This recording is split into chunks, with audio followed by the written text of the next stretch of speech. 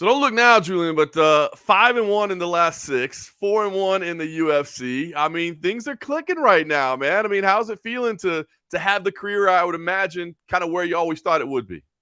Yeah, exactly. Coming off 3 losses in a row to the UFC on my second stint, it can become frustrating. And for me, I knew it wasn't necessarily my abilities, my skills, my cardio, any of that stuff. It was just not. I wasn't putting the pieces together on that given night. And so for me, the latest run, the 4 out of 5, wins in the UFC, especially against the guys I've been that's been like the biggest thing for me. I come off those 3 losses. I was like, man, am I never going to be in the UFC? Am I never going to really get to showcase what I can do on the big stage? Like, I was starting to think that, and it was, I was kind of in between a crossroads of like, am I fighting again anymore, or am I gonna try to move on to something else, try to make a living for my family? And so, just the way everything is kind of panned out in the last, handful of fights, um, it's just been, a dream of mine to be able to showcase what I can do on the big stage in front of everybody, outside of the regional scene, because I knew I was doing it in the regional scene against some tough kids, but to really do it in the UFC in front of everybody, it's just been such a big blessing for me. When you were at that crossroads moment, I mean, how close were you to just packing it up and saying, this is a stupid journey that I've been sacrificing my whole life to do? You know what I mean? Like, how close were you to just packing it up and saying, no, I'm not doing this anymore? Well, that was like the biggest thing, was just the amount of time and effort and energy I've put into doing it. So it's like, what do you want to do? Do you want to just stop doing what you love to do, throw away, not necessarily throw away the time and energy I've been putting into it, but kind of throw away the dream. The dream was still to be in the UFC and still just showcase at least one time what I'm capable of. And so for me, it was just, what, I'm gonna put my head down and just keep working like I've always been doing, and something will happen. Eventually, whether it's another big show or whatever the situation is, something's gonna happen if I just keep putting the work in. And then the Sean Woodson fight happened, and that was kind of all of it coming to fruition. It was like short notice, the biggest underdog on the card, and was able to win that fight and get a bonus. And that was always kind of my biggest mistake in my mind, was I was always wanting to get bonuses. Like, I was like, oh, every time I fought, I was like, oh, I want to try to get a bonus, but it's like, just win the fight, and focus on that. And if the bonus comes, it comes. And so for me, the whole Sean Woodson fight was just, it just really showcased everything about me, the heart, the toughness. I could have been down 2 of those rounds, but it really didn't matter to me and my mindset and my abilities just to keep pushing forward and get the finish over a tough guy like him. And still, still to this day, even though he got a draw last fight, I'm still his only loss. And so for me, it's just like, it's nice to see some of these things and some of these guys that I've beaten doing so well. And, it just kind of gives me another feather in my cap. Yeah, absolutely. I mean, Landwehr, Jourdain, I mean, Peterson, even. All right, wins are important. Bonuses are nice. Double bonuses, though. Now, that's got to be pretty. Talk to me about the feeling of logging into your bank account one morning. You got an extra 100K sitting in there. Yeah, I think it's a bit different when you just see like a bank statement, or you see them transferring the money over, because it's just numbers on a piece of paper, compared to like if someone had $100,000. But after a few days, well, actually, the biggest like shocking moment was, I was done with the fight. I was going out to dinner with my family, my friends, and my coaches, and I get a call from my manager, Jason. And usually after a fight, the only time his number's on my phone is because he's letting me know that something was amazing happened. And so right when he's calling, I already figured, I was like, man, I'm probably getting a bonus. And then the first thing he said was, we did it. We got $100,000. And I was like, holy shit, because I didn't know what was kind of going on. I've heard about it happening before to like this kid that I trained with, Tristan Connolly from Canada. It happened with him on his debut against Michel Pereira. Michel missed weight. He ended up getting that check, his win, his show money, and 2 bonuses. So he got 5 checks overall. And so I knew that it happened, but I thought Tristan had told me that they weren't doing that anymore. So I don't know why I had this notion in my head that they weren't doing that anymore, that if they missed weight, they just weren't eligible for it, that you weren't going to get the 50,000. So I was, walking in the back, and Eric Nixick, one of the coaches at Extreme, was all like, "Oh, you're just gonna take $100,000 from him?" And I was like, I really didn't know in my head exactly what he was like referring to, and I was like, yeah, man, I'm like fuck it, and then it really didn't like click until like a little bit later. People were like, man, you might have got 100 grand because he missed weight, and I was like, well, what do you mean? And they're like, explain it to me, and I was like, so like the whole Tristan Connolly thing, like it was gonna be the same thing, and then after it happened, I talked to Tristan. He's like, man, I thought they weren't doing that anymore. I was like, I guess they are, and I'm glad they are because God damn, and I gotta, $60,000 of that, 10,000 from his show money, and then 50,000 from the fight of the night bonus. It's kind of on him. He basically gifted that to me because he missed weight. So, and he was the only guy to miss weight on the card, and that was 2 fights in a row he missed weight. And I had trolled him about it earlier, like 5 weeks beforehand. So I was watching. The whole story goes like me and him. I was like trying to chirp at him a little bit to get the fight, and then finally we got the fight. And I DM'd him like 4 or 5 times, and he never responded. Probably wasn't even following me. Finally, I got the fight, and I was watching one of his fights, and he had missed weight for Hooper, the previous fight. And seen on his Instagram, he has had a meal prep, and so I messaged him, DM'd him again, just expecting him not to even see it. And I was like, just show up and make weight, bro. And then he's like, oh, you sure like to talk shit, bitch. And then like we kind of went back and forth for a little bit, and that was like 5 weeks before the fight. And I told my wife what I had told him and the little conversation back and forth dialogue that we had. And I was like, could you imagine if this dude shows up and misses weight? And she's like, there's no way.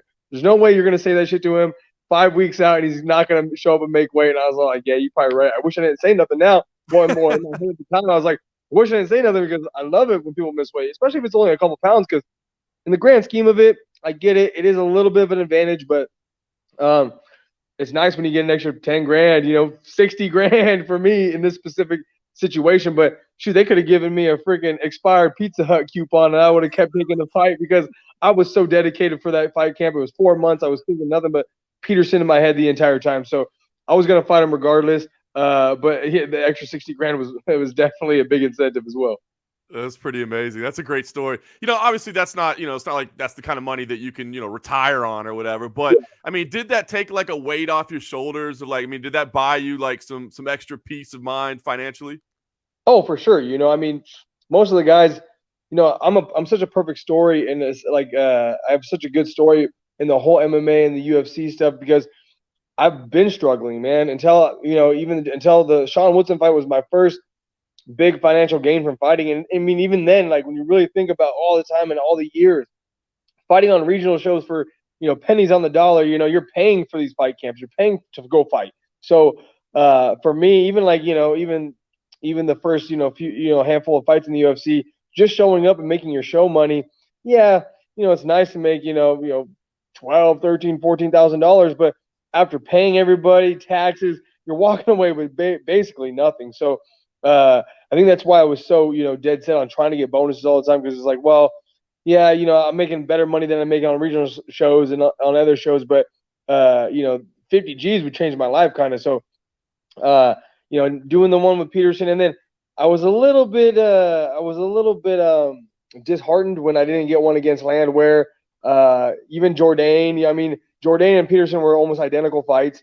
But I think it was Patty was fighting, Molly was fighting, and they always going to get the bonus over me, especially in that situation, which is a bit of it's kind of a I don't know. I don't want to talk shit about the UFC giving out bonuses, but because they've given me bonuses, but I felt like it was kind of a full circle thing and like almost a like paying me back forward for the Peterson fight, getting 2 bonuses, and kind of paying me back because the Landwehr fight, jumping knees, like I think Aspinall maybe got a bonus on like a standing TKO against the old Olenek. So it's like, how is a flying knee against Landwehr? I mean, Landwehr is a fucking savage. I mean, we see it, and he was, to go out there and do Landwehr like that.